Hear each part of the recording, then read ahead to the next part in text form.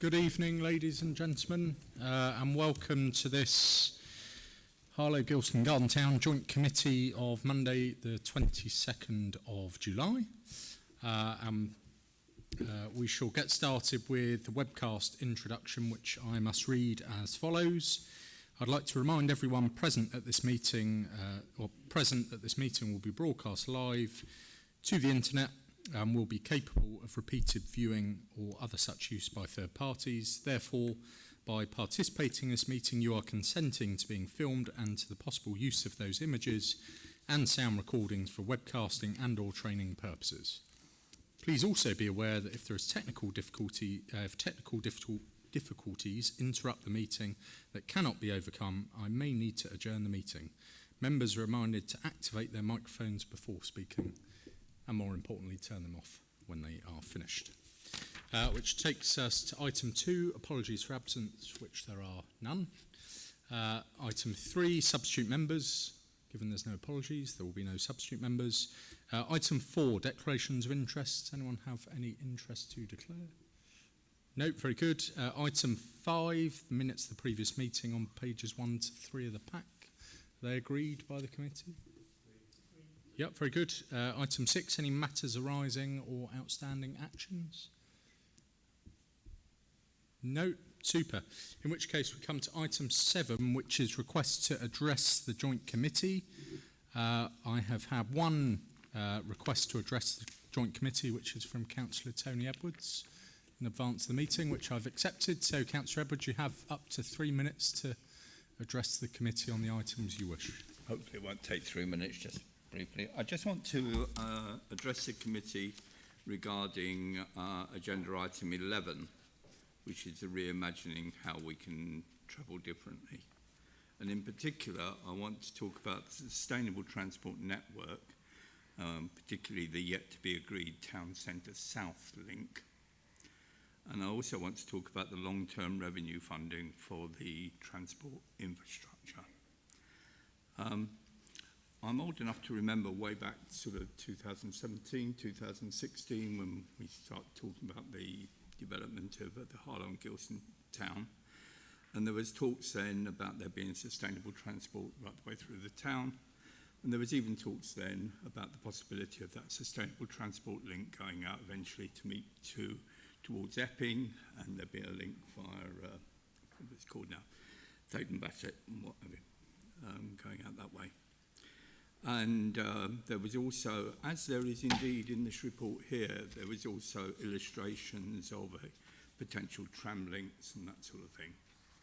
So we've gone from, and then when we were having discussions at that time, we were seeing Harlow as potentially being very, it's an exciting vision, as it were, with good transport links going through the town.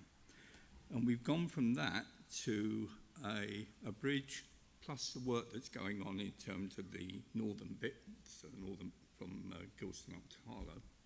But there's still huge problems, as far as I understand it, as far as the Town Centre South link. Now, the Town Centre South link was going to cut straight away across that field there and straight out to Lutton Priory. And we're now told that for whatever reason, Essex County Council consider that to be too expensive. And we're now told that the so-called sustainable transport link will somehow or other weave its way round the existing town centre road structure. All I can say is, as we know, the town's road structures are already clogged. Which then brings me on to, so there will be a huge issue if we go down that route. The second point I just want to make relates to the long-term revenue funding for the transport infrastructure. Now, in the report, I believe it's page, one of the pages anyway, when it talks about revenue, it's talking about ongoing revenue somewhere between 21 and 48 million pounds revenue structure for that. Now, what I've yet to see to date is any clear plans as to how that revenue is going to be raised in terms of providing the bus structures, etc. And so whilst on the one hand, we know that as far as the town is concerned, the town currently has a modal use of around about 3%. I'm afraid you've reached the I've 3 reached my minutes, time, Councillor Edwards. but I just hope that you'll consider those items. No, thank you very much for your... we've certainly reached the 3 minutes. There we are, I think. No, not quite.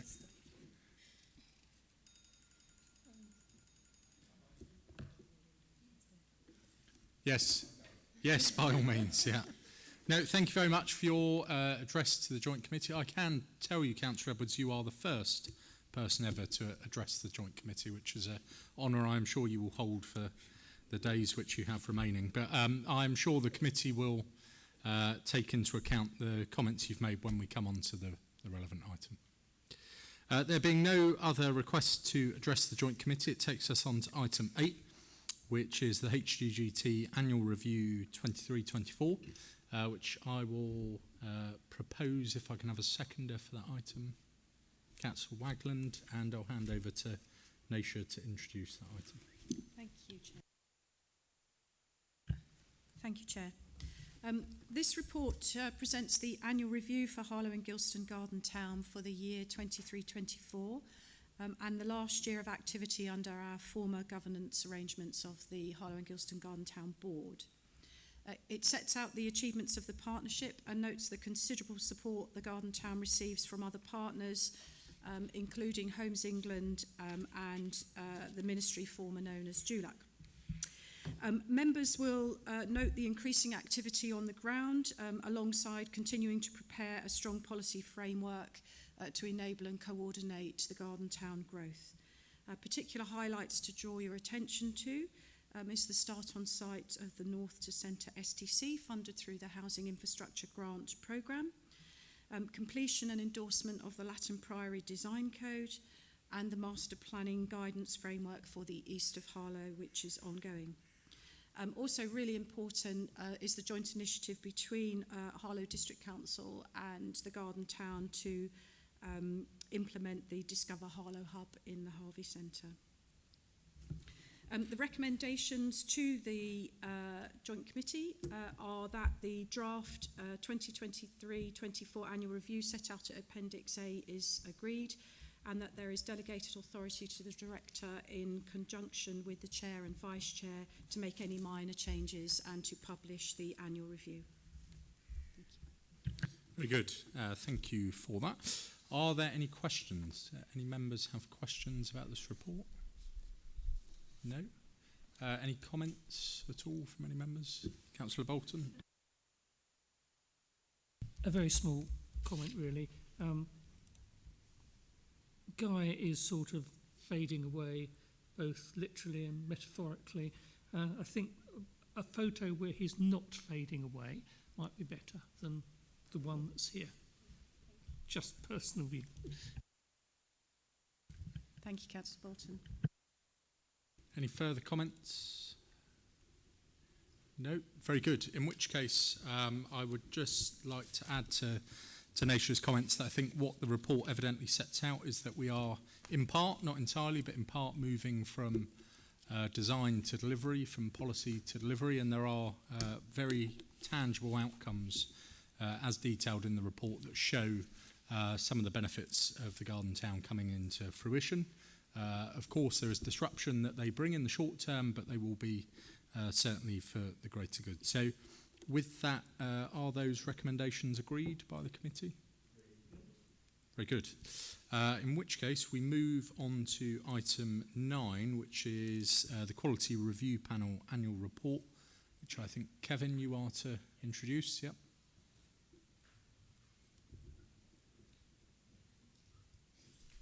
And just while we're setting up for that, if I propose that, is there a seconder for this report? Yeah, Councillor Bedford. Kevin, over to you when you are ready. I think we got a presentation, is that right?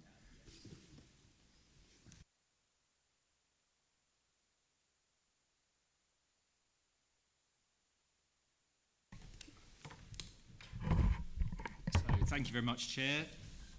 And I'll just do some quick introductions. So I'm Kevin Steptoe. I'm the Garden Town lead for East Herts Council, and in the Garden Town team I'm the lead for the place shaping and engagement work stream, which includes, of course, the quality review panel work. And with me on the table this evening, we've got Lucy Block. Lucy is an associate at Frame. Frame are engaged by the Garden Town as the organisation that organises the panel, runs the panel for us. And to my right here is Peter Maxwell. Peter is the Director of Design at the London Legacy Development Corporation, if I've got that right. Correct. And more importantly, he's the chair of the Quality Review panel for us. So Peter leads the panel. We've got a short presentation for you this evening, so Lucy and Peter are going to run through that, and then obviously opportunity for questions from members.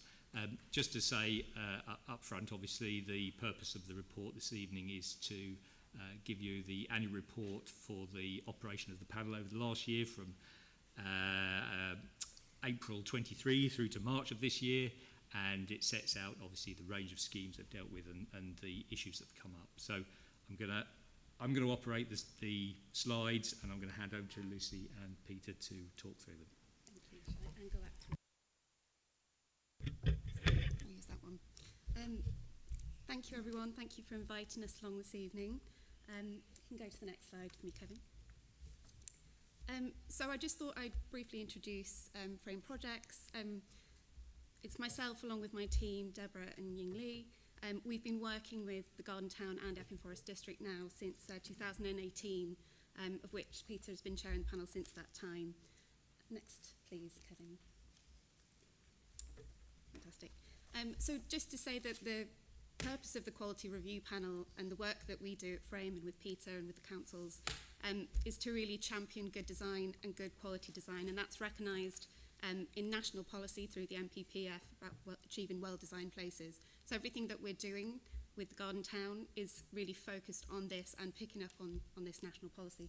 Next, please, Kevin.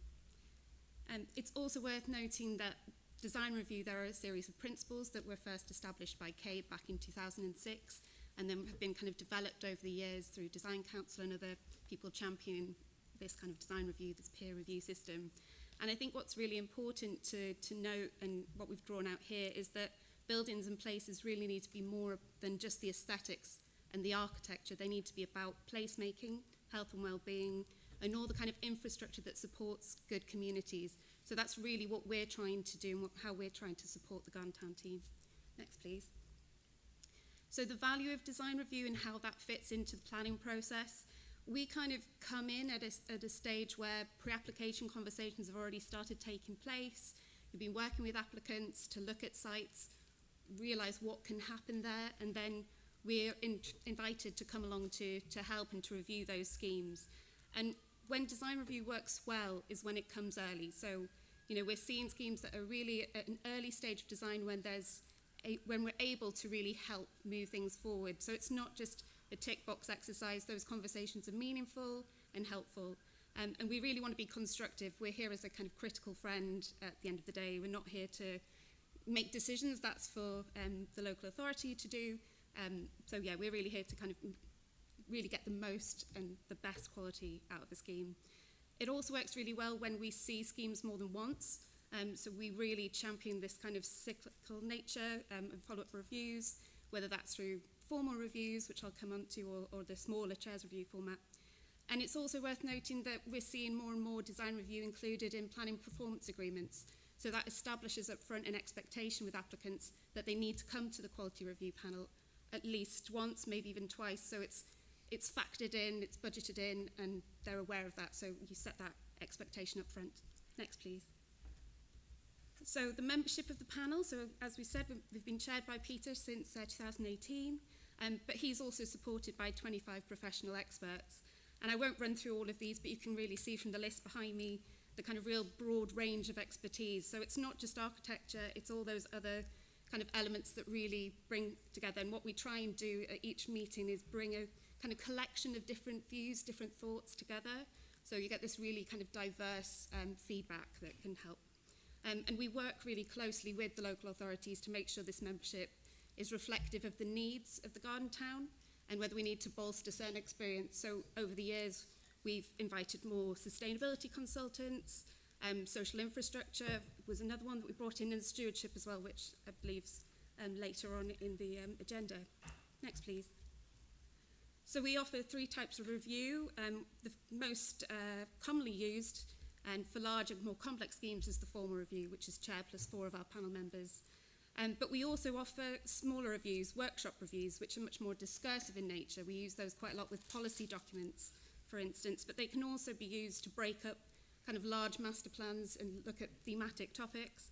Likewise, we have the chair's review, which is chair plus 1, and that can be really useful for much smaller developments, smaller sites, but also for follow-up reviews where maybe only 1 or 2 thematic topics need to be kind of resolved before a plan submission is made. Next, please. So this just gives you an overview of the schemes that we've seen over the last year. So we've had 20 reviews, 8 of which have been within the Garden Town and 12 within Epping Forest District Council, because the way the panel works, it's shared between those 2 different areas. We've had 11 returning schemes, so that's where schemes have come to the panel more than once.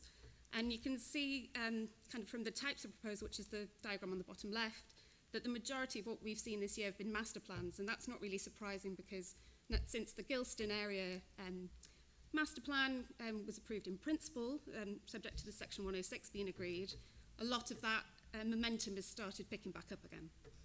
Next, please.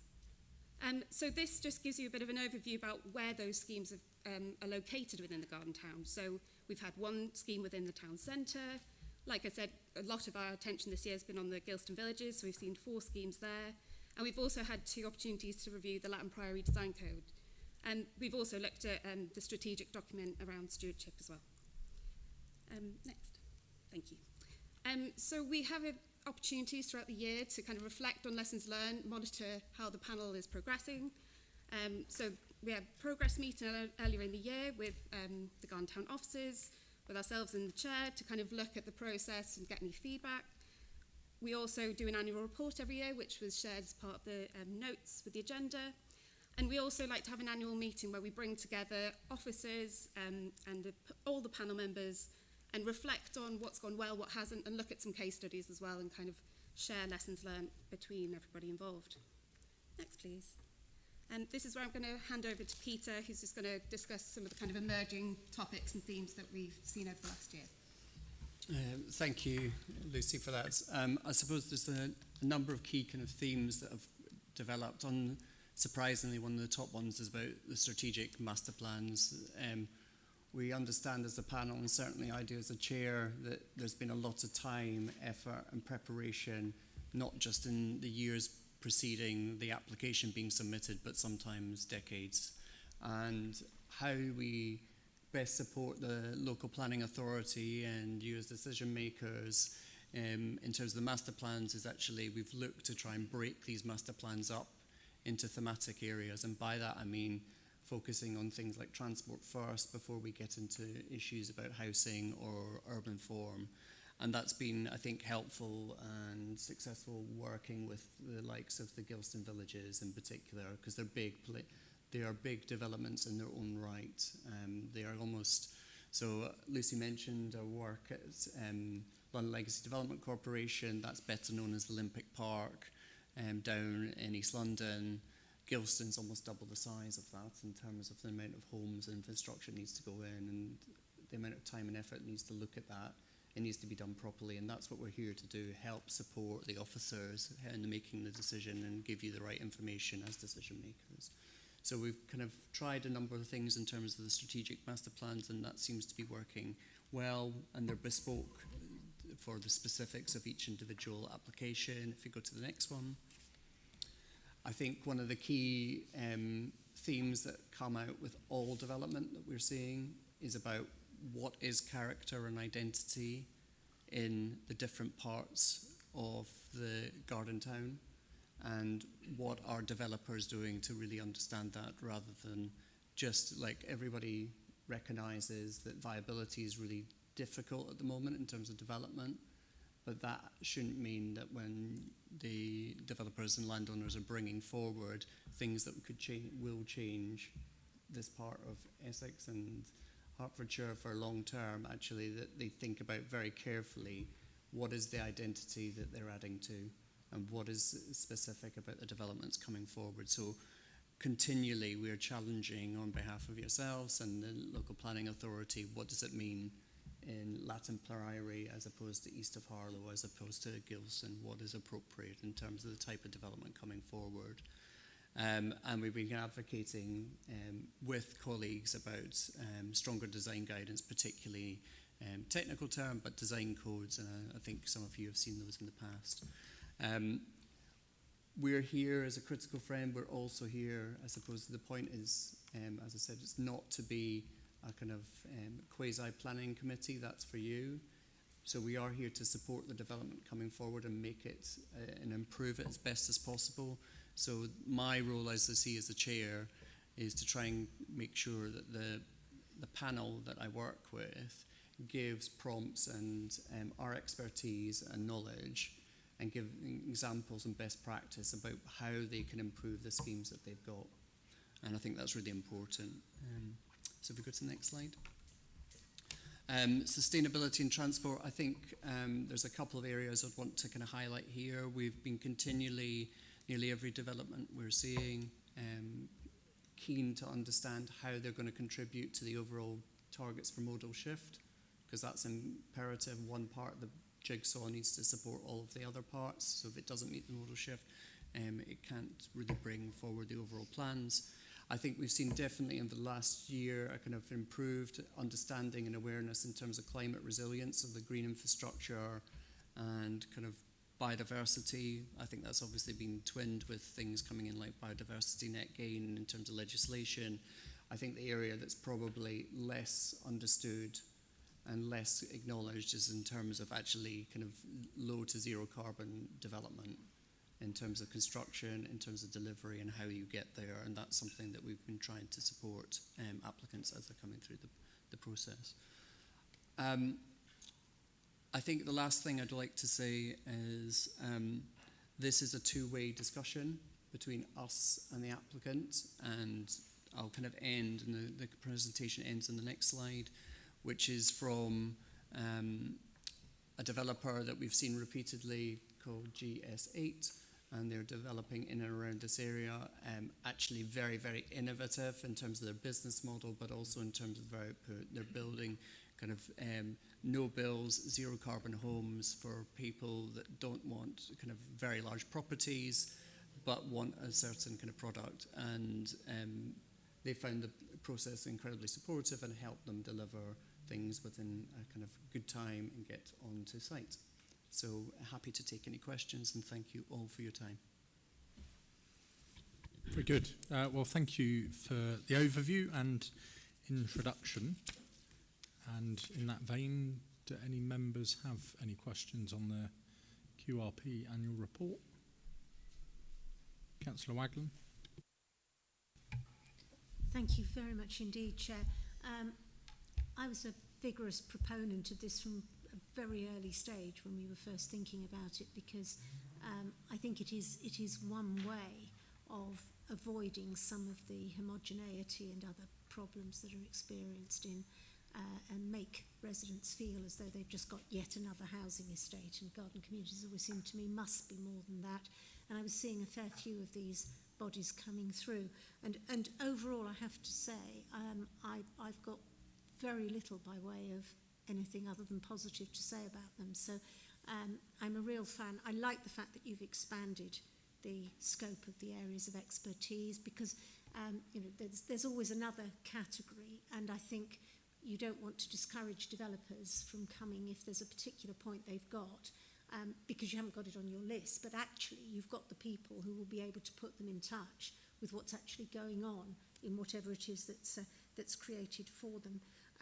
I'm also really pleased, and perhaps you could just talk about this, about the encouragement to design codes, because my understanding is, depending on what happens to our planning legislation, that we have this presumption in favour of a consulted on design code being complied with.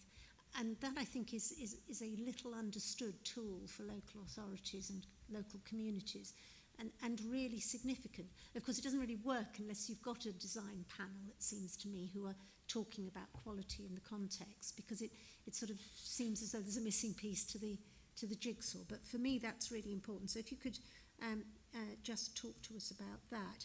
The only negative I have experienced is one occasion in which elements which were being required by the local community and the local authority were taken by the developer to a design panel, and the developer requested that it be in effect released from those, and that, I thought, when it happened, should have at the least involved the local authority and the residential objectors at least talking to the panel, but B seemed to me to be well outside what really is the remit of a quality design panel. So if you had any thoughts on that point about design codes and that further point about making sure that quality panels understand their remit shouldn't extend into what is actually the process now for this committee, that would be great. Yeah, I would agree in terms of the codes are definitely one way to do things, and they're really important in terms of how they're structured. So similar to, they should be kind of specific to each location. There's good examples all up and down the country. It's critical that they are kind of fundamentally based on what's called parameter plans, which sets down the amount and scope and where you can put different uses. But the codes are basically the granular detail that gives some real clarity about how you can then put those uses onto the land.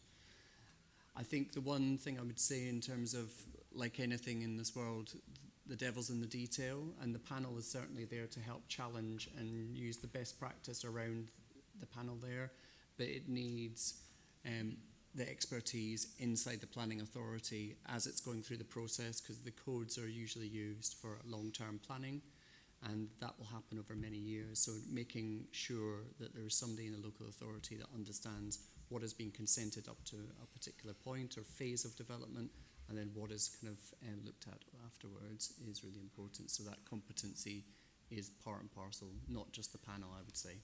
But we have a lot of good practice, and certainly on the panel itself, there's a lot of good practitioners who can and are pointing to those examples so those applicants can learn directly from us and other things around the country. Do we have terms of reference for the panel? Yeah. In which case it might be nice to circulate them. I'm sure they're here somewhere. It's probably my fault for not having pulled them out of my system, but it would be good to have a look. And it might be something that we can publicise as well, because I think it gives added reassurance. Thank you.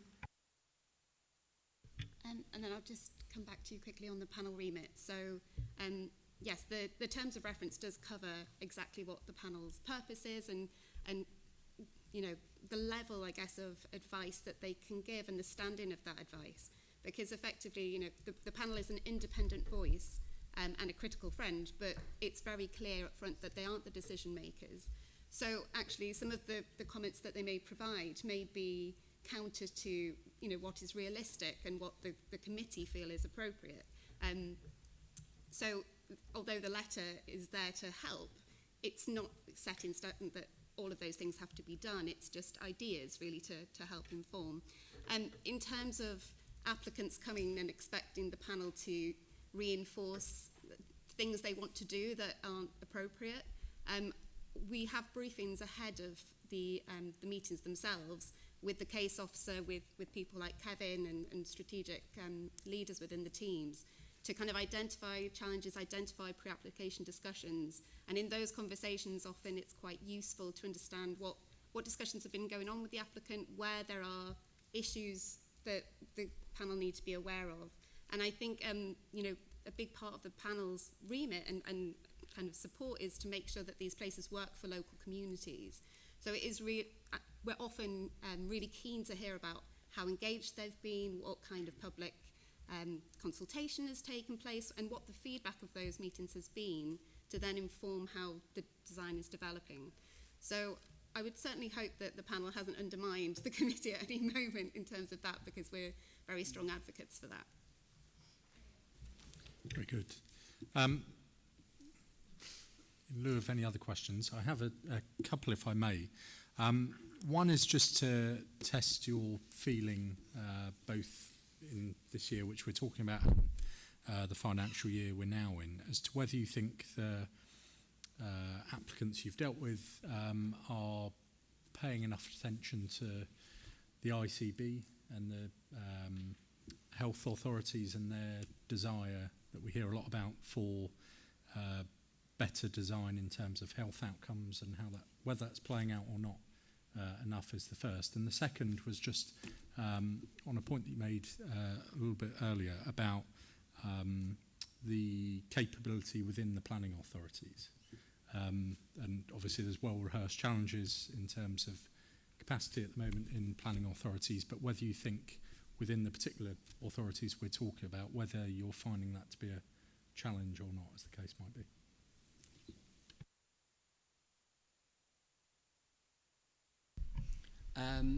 I think, in all honesty, kind of health outcomes is sometimes, I'm being kind of polite in terms of sometimes it being the front and centre.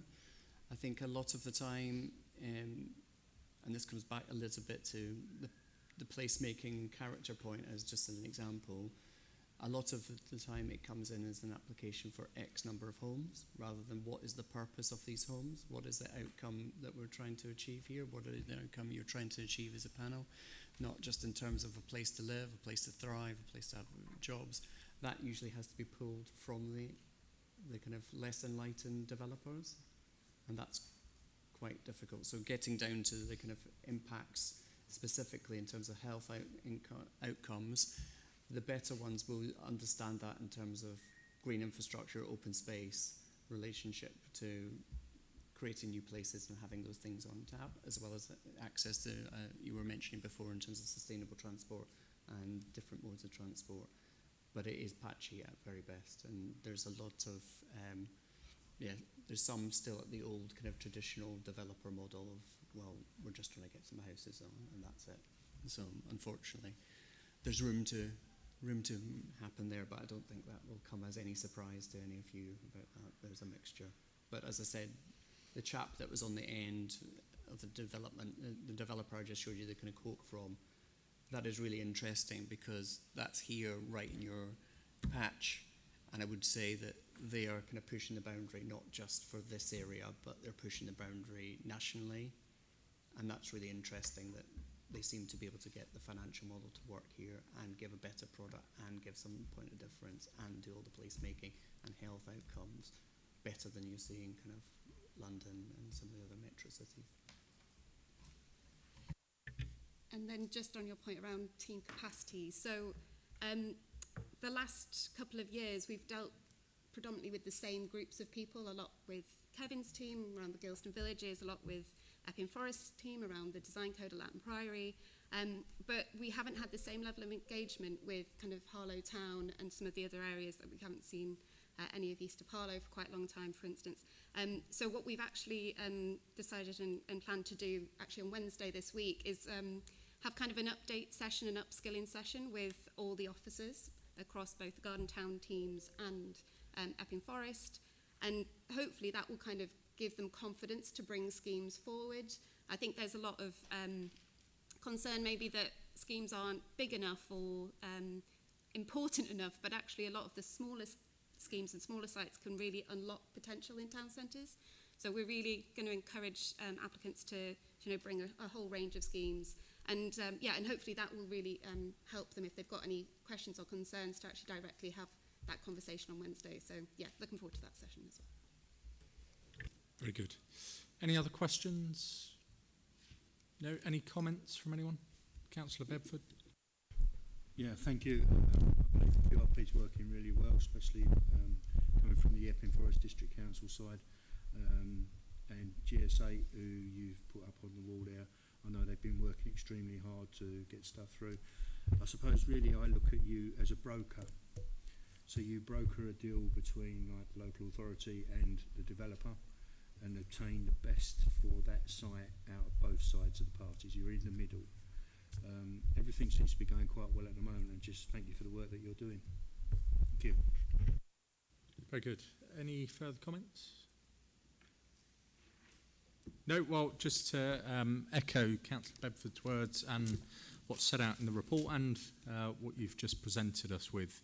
I think it would be remiss of us to not note the fact that I think the expertise that you've drawn in is incredible and will be of huge benefit for this whole area. You know, I don't think there's anyone on this committee or elsewhere that wishes to not see further improvement in design. And, you know, I've seen firsthand with a Harlow Council application the benefit you can have on design accordingly. But, you know, you certainly don't come at it in a rigid or bureaucratic fashion. So I think it's of huge benefit to the whole garden town and to the design of everything that's coming forward. So thank you for everything you've done. And hopefully this time next year when you report again, there will be yet more good news. Many more schemes will have gone through it. So with that, we'll move to the recommendations on the report. Are they agreed by the committee? Yep, very good. Okay, so thank you very much. We come on to item 10, which is the Stewardship Charter, which I think, again, Kevin is presenting. So again, if I propose that, is there a seconder for that item? Yeah, Councillor Wagland. And Kevin, we will hand over to you to introduce it.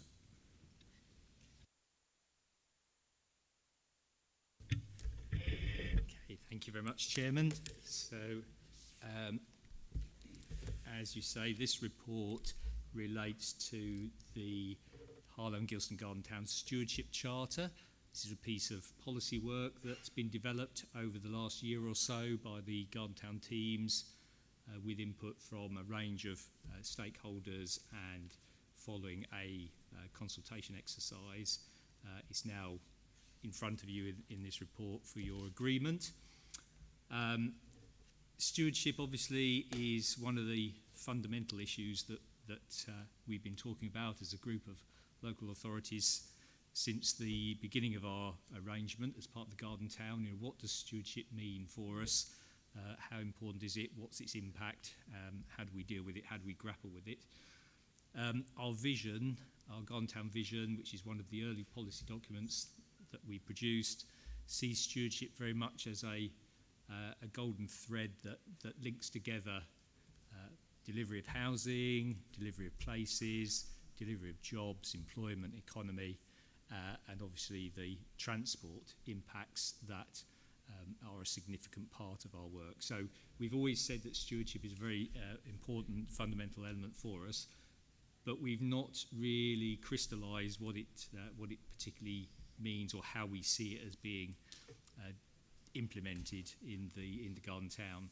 So just by way of a bit of background, back in 2020 we first commissioned some consultants to consider the issue for us and to give us some first recommendations in relation to how stewardship could be delivered across the Garden Town, and they came forward with recommendations about the types of models, the types of legal models that could be implemented that would give us the best outcomes, but they didn't give us conclusions at that stage around the geography.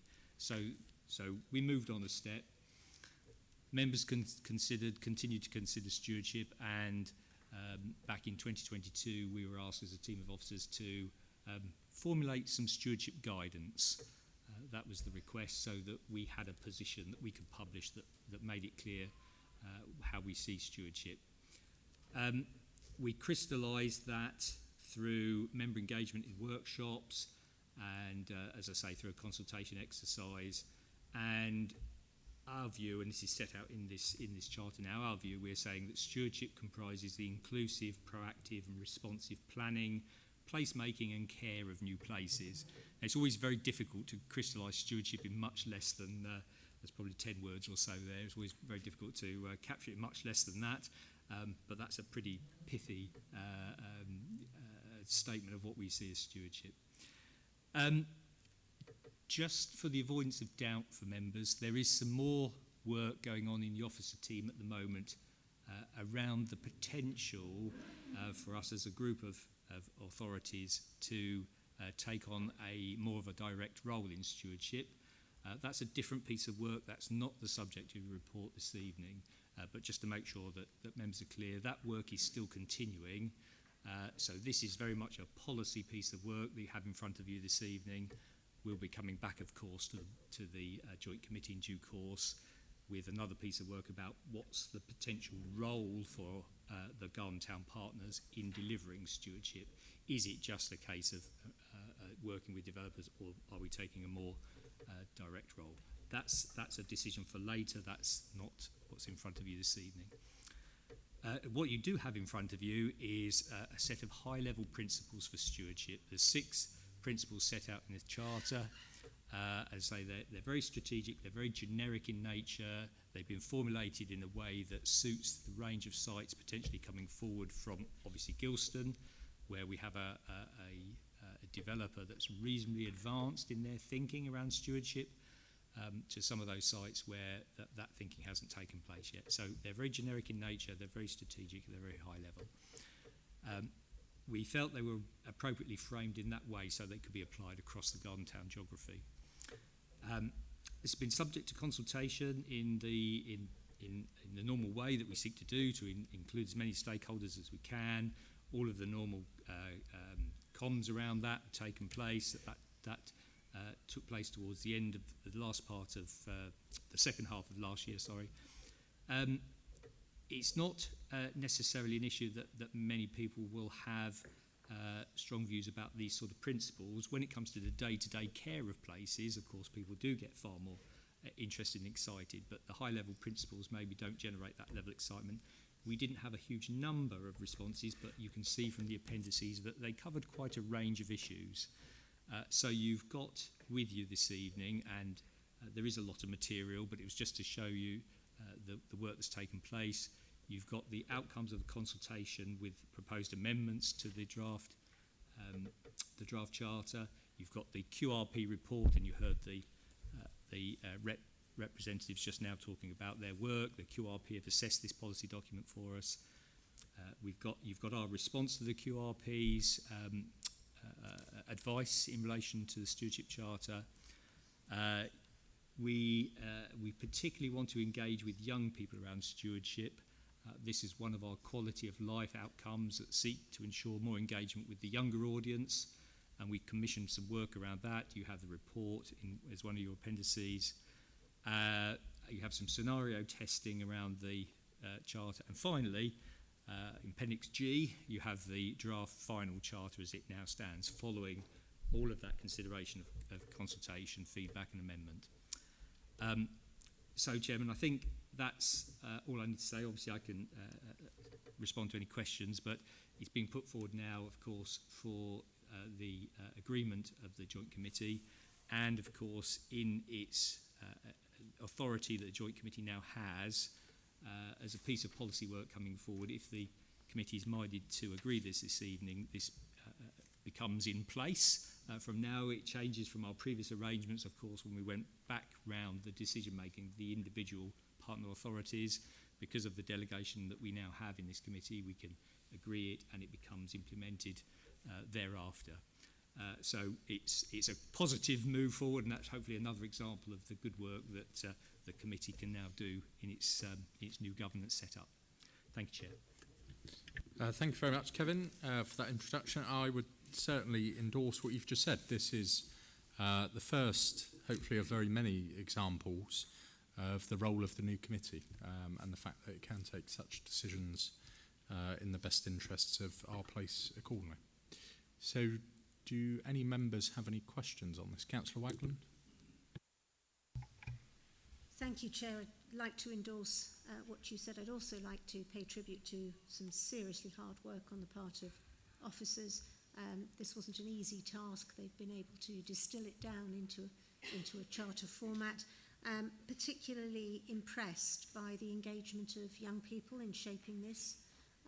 For me, one of the shocks probably of the period over COVID was the number of young people taking on properties and discovering to their horror what bad stewardship really looks like. And that was at an early stage. Bad stewardship had always seemed to me, from my past in dealing with planning, it always seemed to me to be a function of older schemes. But no, the new schemes were really producing all sorts of horror stories, including people losing their properties because of a dispute over service charge where they might very well have been in the right. So for me, this is a huge positive to have gone to the charter format, and I'm very, very grateful in particular to Kevin and to his team, but also to the Essex County Council team and Chris Downs in particular, who's had to put up with me for far longer than anyone sanely should have to do in order to take on board the points that I had been in the process of learning the hard way, and that I was determined that people in our communities would not face, that we would make a concerted effort to make sure that developers didn't leave an estate, walk away from it without having left it in a condition in which the local people could manage it and could live ordinary lives of the kind that they would be able to do if they weren't buying in a community of that kind. So I'm vigorously in favour of this and look forward to any other comments that come forward in the debate. Thank you. Thank you very much. Any further questions? Councillor Crystal? Yep. Thanks, Chair. Yeah, I just wanted to echo what Leslie said. And as you said, Kevin, there are a few people who really care passionately about high-level policy. And obviously many more will care more deeply about the details and the practicalities. But I think it's really important to recognise that the incredible amount of work that's gone into this and to thank you and your teams for doing it all. Any further comments? Councillor Bolton? Thank you.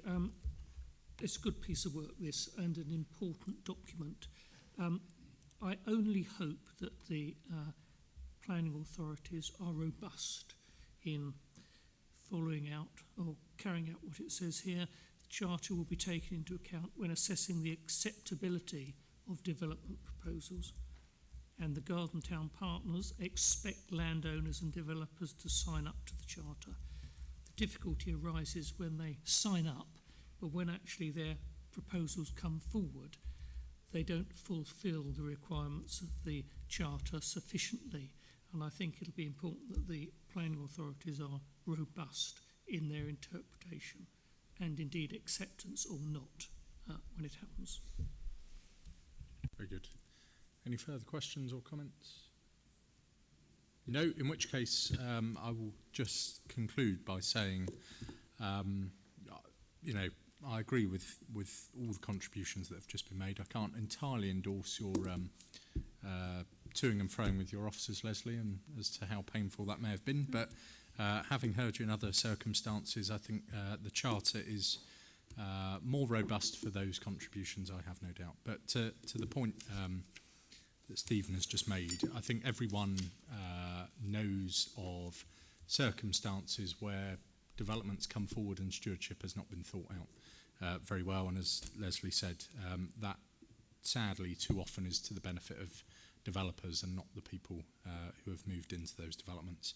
So this is an absolutely crucial piece of work, which is absolutely at the heart of the vision of the Garden Town, and creating genuinely sustainable communities in all forms of the word that will be fantastic places for our people to live in. So it's really is a strong piece of work, and as Kevin said, is the first part of that, and there is much more to come on this, I know. So with that, are the recommendations to item 10 agreed by the committee? Agreed, yep, very good. Which takes us on to, thanks Kevin, takes us on to item 11, which is reimagining how we can travel differently, the modal transition delivery framework, which I will hand over to Naisha to introduce. Thank you, Chair. I'll just wait for Rob to plug in. We have a presentation for you this evening. Just check that's working. Brilliant. Okay, I'll just do a short introduction and to introduce the joint committee to Rob Goodall, who is from Arup and has been working with the Garden Town Council partners to develop the report that is presented to you this evening. Just a short introduction. Members will remember that the Garden Town growth and the local plan commitments are predicated on modal shift targets. What this actually means is that over a generation we are aiming to provide alternative ways that people can travel sustainably when they want to. And hence the name of this framework you see this evening is called Reimagining How We Can Travel Differently. The targets are also part of our Garden Town status from government.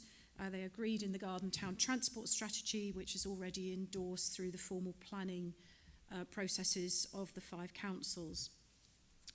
So what this report is about is to provide the initiating framework of how we start looking at how we can travel differently and how we can provide solutions for people to be able to do that. It's an unfunded plan in the same way as your infrastructure delivery plan is an unfunded plan, but it signals our intent about what we want and enables us to have those conversations with government and the developers to make sustainable travel a reality. So I will hand over to Rob and he will take you through this report. Thank you. Thanks, Naisha, and good evening, everyone. As Naisha said, my name's Rob Goodall. I'm an Associate Director with ARUP. I sit within our transport consulting team. I'm a chartered transport planner. ARUP are a multidisciplinary company full of designers, architects, planners, thinkers, and we're completely employee-owned, and we set our own destiny in terms of the type of work we work on. And this is obviously a very, very interesting piece of work which we're going to take you through this evening. So the purpose of this presentation is really to give an overview of the report. Hopefully you've all seen it within your pack circulated in advance of this meeting. We were commissioned by HGGT and all partners to work with them and in conjunction with them to develop this framework. And what it does, it highlights the challenges, risks, opportunities and approach to travel behaviour within Harlow and Gilston. What I'm here to do really is to share those recommendations with you and take you through the delivery pathway that we've developed in conjunction with all our partners. And obviously seek approval on the final documentation. So to just give you a bit of an introduction, I'll try not to repeat what Naisha said in her introduction, but essentially what we're looking at is how travel behaviour could be influenced or reimagined within the Harlow and Gilston town area. So the purposes of the work is to set out how those objectives established within the HGGT transport strategy developed in 2022 could be achieved under a number of different scenarios. For context, a travel survey was done last year, 2023, that indicated that currently there's a 23% sustainable mode share within the area. So we've taken on board all that background information and we've devised a methodology of prioritised interventions of how travel behaviour could change and meet those stated objectives. As Naisha also introduced, this purpose of this delivery plan has a number of different key purposes. So number one, this is a tool to leverage Section 106 funding contributions from developers to support the achievement of those objectives. 2, a mechanism to obtain funding from central government departments. 3, a pathway to discharge the conditions of the Housing Infrastructure Grant. And 4, a technical base supporting information for local transport plans, whether they're existing or emerging or in development. And it's important to note, as Naisha said, these interventions are currently unfunded, therefore a clear objective will use it as a hook to leverage that financial support to deliver. And a bit more context, and hopefully many people around the room will be acutely aware of this. There are transport strategy objectives that set out the modal share that will need to be achieved in future. So 50% of all trips starting or ending within the existing settlement of Harlow Town should be by active and sustainable modes. And 60% of all trips or starting or ending in the new garden communities of Harlow and Gilston Garden Town should be by active. So that's the difference between the existing area of Harlow and also the future communities that will be in those developed areas.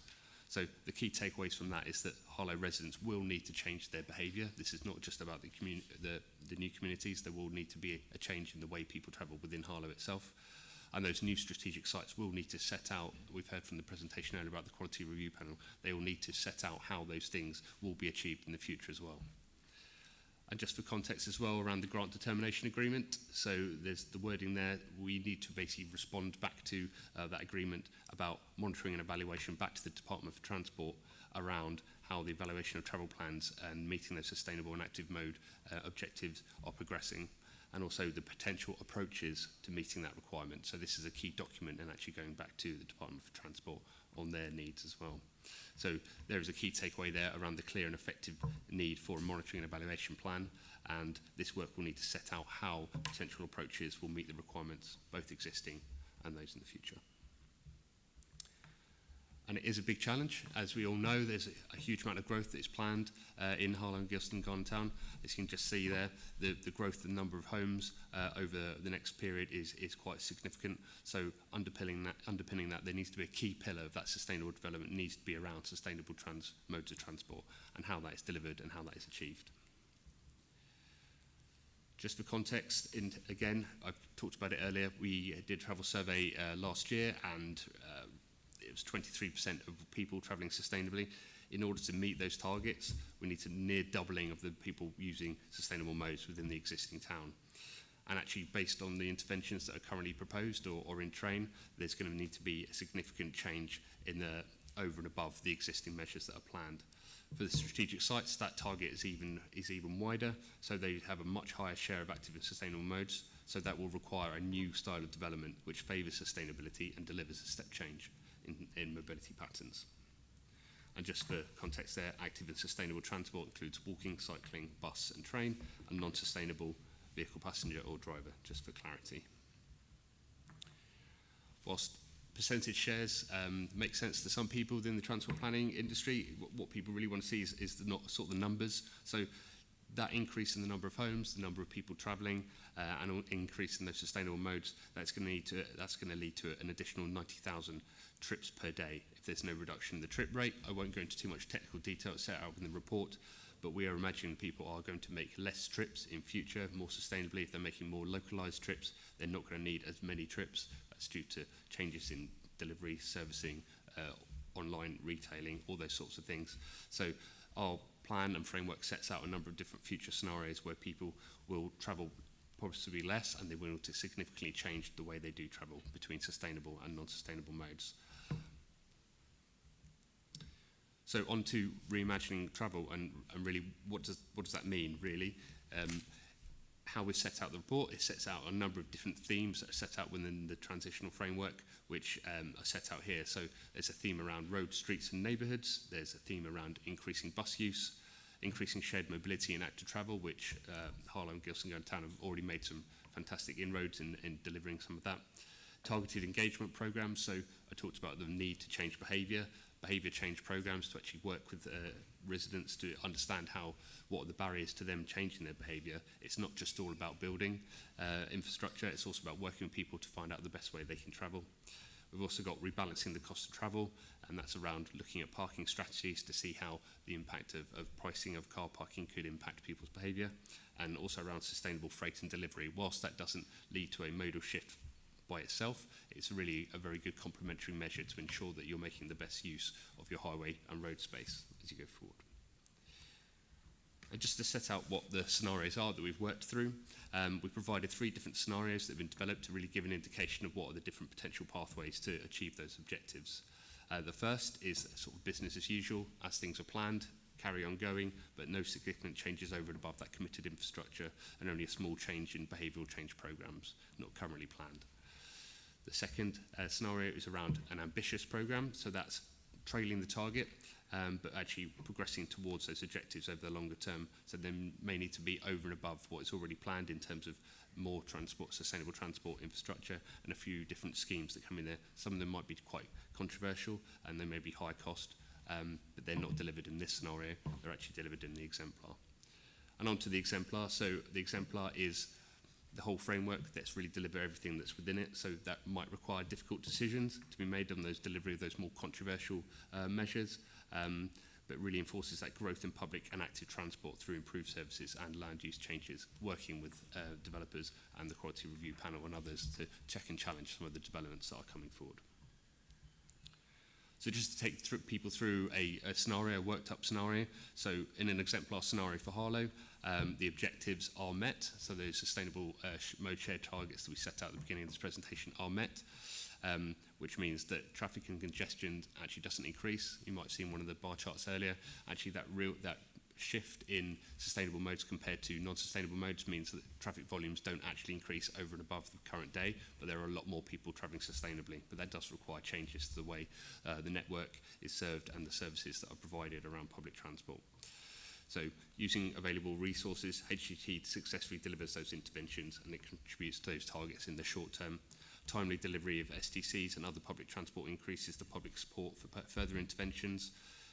There's less congestion on the roads, which enables reprioritisation of some road space and development of more active transport networks. Working from home has a sustained impact on people's behaviour, and e-bikes and shared mobility really complement that. So that's just a bit of a worked example of how that exemplar would work within Harlow. So as you can see there, we've set out how the transition moves from the number of trips that are currently done now and the share of those to how they are in the future in 2035, where you're meeting those objectives and some of the interventions and schemes which are planned to try and get to that objective. Likewise, in the report, we've also set out how this would work for a strategic site. This also sets out that pathway and how those design interventions and that good work with the planning authorities and those developers at an early stage can really set out a new way of development, that land use, making sure sites have viable services on site, make sure they're mixed use, so that is the reduced need to travel across the whole estate, but they're also linked in well with Harlow. Some of these things can't work in isolation. The strategic sites need to work closely with the existing town to make sure that those benefits for all that sustainable transport is felt by all residents, with either new and existing. So just onto the summary, just quickly, I realise I'm just going slightly over time, but this sets out our combined delivery pathway. So this sets out exactly all what's planned over the short, medium and long term going into the future, but also there's additional schemes and interventions that we've programmed across that transition framework to ensure that those exemplar scenarios are met. So this gives an example of what would need to be delivered in our view, in our professional experience, to maximise the opportunities of reaching those targets and those objectives set out within the transport strategy. So obviously, it goes without saying, but HGT will need to assess the deliverability of supporting those interventions under those different delivery themes with respect to resource constraints, but also the funding environment as well. But we feel this transition framework gives the best opportunity to take that forward and actually leverage that funding, both with developers, central government and others. And that's the end. Very good. Thank you for that. Any questions or comments from committee members? Yep, Councillor Bolton. Thank you for that very interesting presentation. You know, the modal shift in transport is probably one of the most difficult things to achieve here, because whereas the development outside of the town will affect mainly people who will buy houses, etc., the modal shift also includes the people who are existing residents, because from the figures we've seen, the number of journeys carried out and the type of transport will need to change for existing residents as well. It won't be just for new people, it'll be for the existing people. And that's probably more difficult to achieve. It's more difficult to achieve for the existing people than it is for the new people. So an interesting presentation. I think we'll see how it goes. Very good. Any further questions or comments? Councillor Wagner. Thank you, Chair. I just wonder whether we can undertake the review that's going to need to be done of new government legislation and its agenda. We know that they're already talking about modal shift and modal shift rather than modal choice, which is interesting. But to undertake that review and for this committee perhaps to delegate to Nature as lead officer the agreeing of minor amendments following that review. I know, Chair, I don't think we've seen your forward yet for this either, so that would probably be something that ought to be circulated to this committee to review. Perhaps that could be done offline, but forgive me because there may be other comments on the substantive stuff, but I just thought in terms of process going forward that might be useful. Yeah, so I'm very happy to share the forward by all means before that's put into the final document. We'll come back to the recommendation, but I think it's a very sensible point about a review in line with where things are currently, and then we can update the document if required. But we'll come back to that at the end of the debate, if that's okay, Leslie. Any further questions or comments from anyone? No, in which case we've reached the end of the debate, so we'll come back to Leslie's point. So, as I understand it, you're proposing we add in another recommendation, which is for Naisha and her team to review latest legislation and government policy and update the document accordingly if required. Is that correct? Yeah.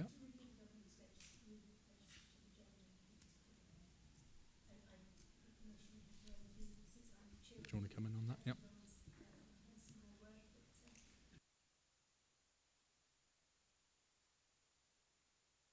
Increased flexibility to be able to deal with things that are not substantive and get the job done.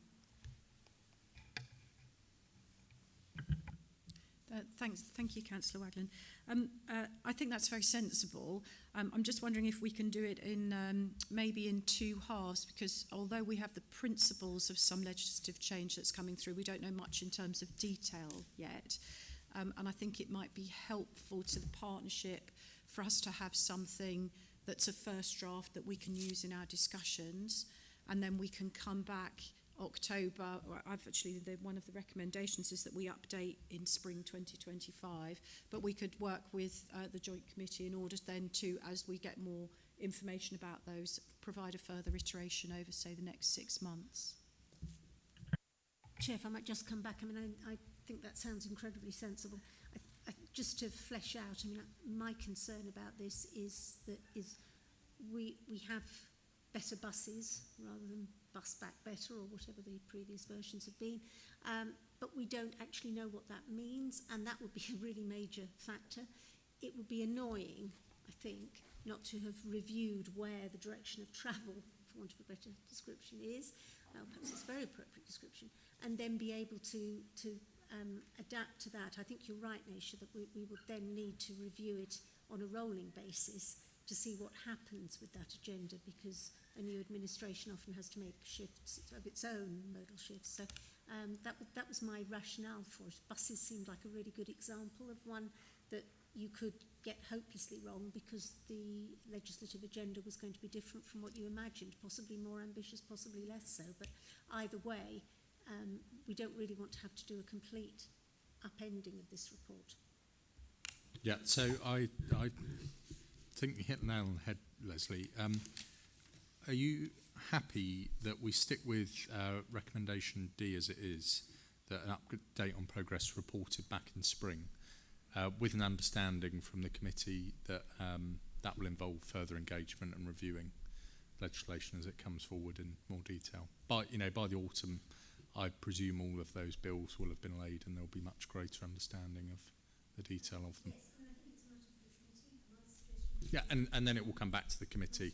Yeah. the first part of it can be delegated to Naisha. Yep. To do the review, it only requires Absolutely. Yep. then we can actually make some progress. Yep. If, however, we're talking about things that are root and branch reform in areas that are going to be very pertinent to this, then I think that second exercise ought to go forward as suggested. Yep. No, I'm very happy with that. No further comments or questions? No.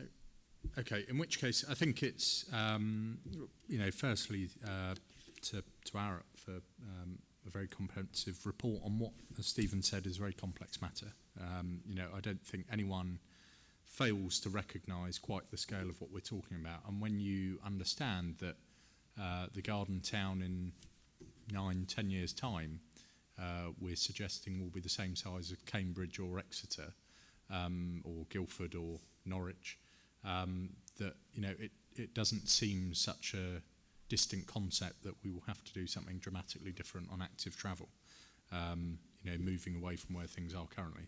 Having said that, does that mean it's not an enormous challenge, particularly as Stephen rightly says, when you talk about existing residents moving from 23% sustainable journeys as they are currently to 50%, that it doesn't take a genius to work out that requires something genuinely pioneering. And massively different to where things are now. So I think what the report does, however, capture, and it's something I was very keen on, and I know the committee was in its previous form in the board, is that the interventions that are referenced are, shall we say, more carrot and less stick. They are about providing genuine alternatives to people to be able to change their travel patterns, as opposed to banning the car and closing every car park type thing, which is really, really important. So, as I said, this is something that is genuinely pioneering. I'm not aware of too many places of this size that have had such ambitious targets in such a short period of time. But I think this is a really strong report, and I certainly endorse those recommendations. So with that, are the recommendations agreed by the committee? Yep, very good. So that takes us on to item 12, and we have an exempt section that forms part of this report, and this progress report has been provided to the public, so they're aware of current updates, but given their exempt sections, I propose that we move that, deal with the rest of the business, and then we will come to that in private session if everyone has agreed to that. Yep. So we'll come to item 13, any other business. I've not been made aware of any. I don't believe there is. Item 14 is to note that the next meeting of the Joint Committee will be on Tuesday the 22nd of October. And item 15 is the exclusion of the public and press, I'm afraid. So I propose under section 100A4 of the Local Government Act 1972 that the public and press should be excluded from the meeting for the items of business set out below, on the grounds that they'll involve likely disclosure of exempt information as defined in the following paragraphs of Part 1 of Schedule 12A of the Act as amended, or are confidential under section 100A2. So if I propose that, is there a seconder to move into a private Part 2? Yep, Councillor Bolton. Is that agreed by the committee? Yep, very good. In which case, I'm afraid, folks, we now move into private meeting to consider the rest of the business. So thank you very much for your attendance this evening. And hopefully we'll see lots of you at the next meeting on the 22nd of October.